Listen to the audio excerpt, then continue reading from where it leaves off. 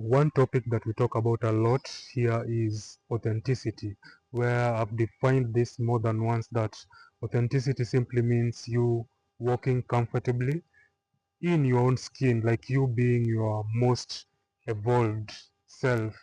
And you really don't get there, but it's something that you do on a day-to-day basis. So being authentic means recognizing your strongholds and your flaws and still choosing to show up as your true self, because there is your shadow self, there's your ideal self, and then there's your current self.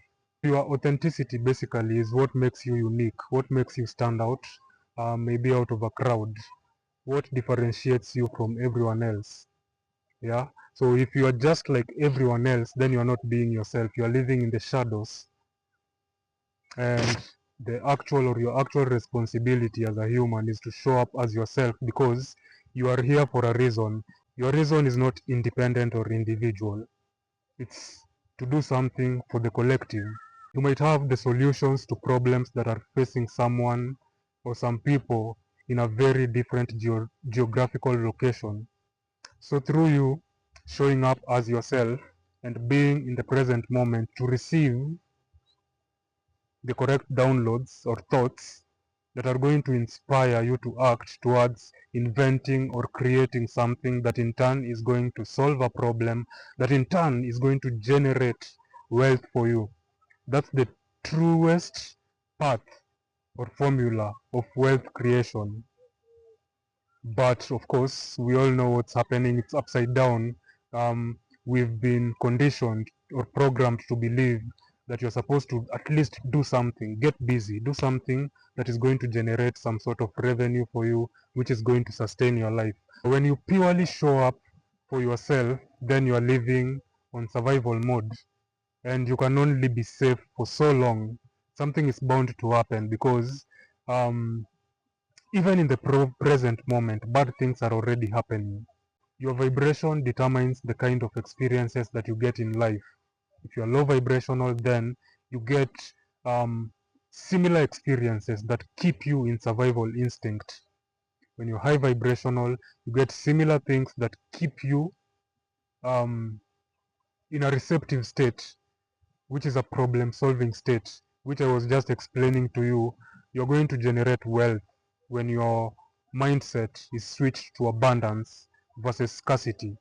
With that said, inwards, there will always be people trying to mold you into something you're not, bringing about confusion that will make you uncertain on whether or not to show up as who you are or as a picture of what they perceive you to be. So realize that you are part of an environment already as it is. You are somewhere. You can only be in one given place at a given time. So you are a product of your surrounding, unfortunately or fortunately. So you want to put yourself into situations or a surrounding that brings out your most abundant version. Because at the end of the day, I think we would all agree or argue that we are all trying to just make the most out of life. And the most that you're trying to get to, it's nothing tangible, it's not anything physical. What's going to give you the most fulfillment is going to come from you fulfilling your purpose. And you're going to fulfill your purpose through receiving and aligning yourself to the right thoughts. We receive about 70,000 thoughts in a single day. Half of those are automatically negated. So by the virtue of you being a human and being on this planet, it means you're going to be biased to your avatar. Your avatar is run by your ego. Your ego is an average or sum total of everything that you've experienced from the time that you are born to this point in time. It's also your shadow self, because all the traumas reside within your ego. So when you, and this is, I think yesterday, the video that I put up earlier this morning was flagged because I attacked religion. I said that religion preaches obedience and more of being righteous. And you cannot really be good or righteous 100%, because your nature, human nature, requires you to have a shadow self to even become good. You have to need things to convert or to come out from in order to evolve. So already as it is, we are already imperfect. That's what it means. We all have a shadow side to us. Everyone you see. So when someone chooses to show up as perfect, then they suppress their shadow. But someone who realizes that they're imperfect, they don't even go around life judging others or living in fear, or in other words, scarcity. Inwards, when you show up as who you are, or when you take off your mask, in simpler terms, people mirror your energy, and in turn they show up as who they truly are. So you realize that it's an energetic exchange. When you show up in all your authenticity, then the people you interact with are going to show up in all their authenticity. Yeah, but when you wear a mask, they're also going to wear a mask, because people mirror who you are. Realize that. So even when you're lying, you think that you're lying to them, but they are also just mirroring and reflecting the same energy that you're putting out there. Everyone has been created by the universe. People are not man-made, people are God-made. And God's purpose of creating everything and everyone was so that he's able to experience his creations. So, um, you can't really be righteous or special as you picture yourself to be, because no one is how can I put this? No one is coming after you except yourself. So when you're trying to outrun your problems, you're still going to have the problems within you. So anywhere you go, the problems are going to be within you. But then in reality, you're going to see it as though it's where you came from that had the problem. But in reality, the reason for those problems to even exist in the first place is so that you might, or you may, um, so that you may come up with the solutions rather than to evade um, the same. Simply put, yeah. So inwards, when you show up as who you are, or when you take off your mask, people mirror your energy and in turn show up as who they truly are. You are, by doing that, you are honoring your uniqueness. In the past, it's been so in the past, your uniqueness might be considered to be a flaw, but it's really what makes you stand out. Yeah, when you choose to suppress what makes you unique, then you are dimming your own shine, and there's no way you are going to shine when you put a candle cannot light the room when it's under the table. Same thing applies to you. When you dim your own shine, then you really can't attract the people who are meant to see your light. And for the most part, it's the people who see your light that brings about the fulfillment or the solution to what you're trying to evade. Your whole life, simply put, is meant to be of service. You're doing the universe a service by showing up as who it created you to be. But when you suppress that, then slowly by slowly, it's going to lose confidence in you, and you're going to start to feel dis-ease. Dis-ease does not mean that you're basically ill, but it means you're uneasy, unrested. You're not doing what you're here to do. So what naturally happens is you become uneasy. Inwards, your whole life is of service. You're doing the universe a service by going through all the experiences and still finding yourself in it all. So the power is in finding yourself after all has been said and done. Mark you, bad things, like I was saying, are happening even in this present moment. So you can never be too safe. You can't protect yourself forever. You cannot, because you're not in control. In as much, you're not in as much, you don't have as much control as you think you do.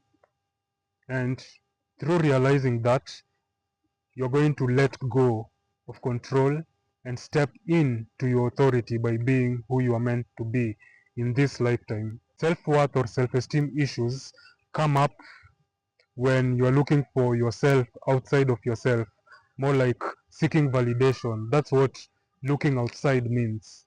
When you look for solutions outside of yourself, then you're going to um, assume or presume that people's ideologies are better than your own. And that cannot be true because your experiences are different from what their experience are, and your beliefs are also different from their beliefs. Looking within means paying attention to the kind of thoughts you're entertaining, paying attention to the kind of emotions that are driving you to act, and yeah, paying attention to the patterns in your life. Like, there's always patterns. Things are happening in loops. So through paying attention to what's happening in your life, you recognize patterns and you realize that you are the common denominator in everything that is happening. Everyone is a numerator, everyone is replaceable, everyone is meant to teach you something about yourself. So your light is like the receiver. If your light is not on, you will miss the delivery. What does that mean? Your light is how the universe delivers things that are intended for you, real time. When you turn off your light, like I was using the candle on a table versus candle under a table analogy, when you shine your light, then you are seen as who you truly are. And like I said, there's a community across the world that is going to resonate with what you're saying. In conclusion, 9 out of 10 times, it's going to be the people that we love the most, or the people who are closest to us, that are going to be the greatest test that we are going to have. And this is because we are going to constantly be seeking their validation. So woe unto you if you do not know what grounds you or who you are. And you really don't ever get there. It's a continuous journey. Yeah. The universe throws experiences at you. You get to use what you know as of that point in time. That's why I say feeding your mind is going to be, anything you put into your mind is going to be the greatest investment you're going to make in this life versus the material things. The material things are replaceable, they can be taken at any time. But anything that you put into your mind, that belongs to you. You can hardly be scarce with a mind that has something in it. So let this be an encouragement to you to just fortify your mind, reclaim the autonomy over your mind. Don't be the person who moves with the mob. Majority is not always right. So when you find yourself on the majority side of things, then pause, reflect, and look again. You need to question the reality and the things that you entertain in your reality. Final words: people that have met their shadow self and accepted their nature are coincidentally the most harmless people that you're going to meet. What this means is, like I was saying, within you, and always remember that within you resides a shadow self that you are meant to make friends with. Yeah, you're here to evolve, and you can't evolve out of pure goodness, pure righteousness. That means that anytime you try to suppress your shadow aspect, you're trying to be righteous. And at some point it's going to burst out, and you're going to try to conceal it for so long. You'd rather blame that on the devil or Satan, who in real sense does not really exist separate from you. So realize that inherently you're the one creating the kind of reality that you have. No one is coming after you. No one is coming to save you. And life will always move with or without you. So with that in mind, what would you rather do? Would you rather still show up as what you expected to show up as, or would you rather show up as who you want to become? Because all your dreams, again, are attainable, but you have to stick it through for the long haul. You have to stick it through until you see results. There's no two ways about it. It's not easy, that's why most people are not doing it. But when you do the work, when you put in the work, the rewards are so satisfying, and the rewards will make you appreciate that you ever decided to take the path. With that said, I'll definitely catch you on the next video. Oh, speaking of, shout outs to one of you. One of you was kind enough to sponsor us with a mic. That was the main reason why I was not able to record for the past couple of weeks. But now we are here, and thank you. Yeah, if you wish to sponsor, we still need a ring light and a whiteboard so that I can keep giving you content consistently.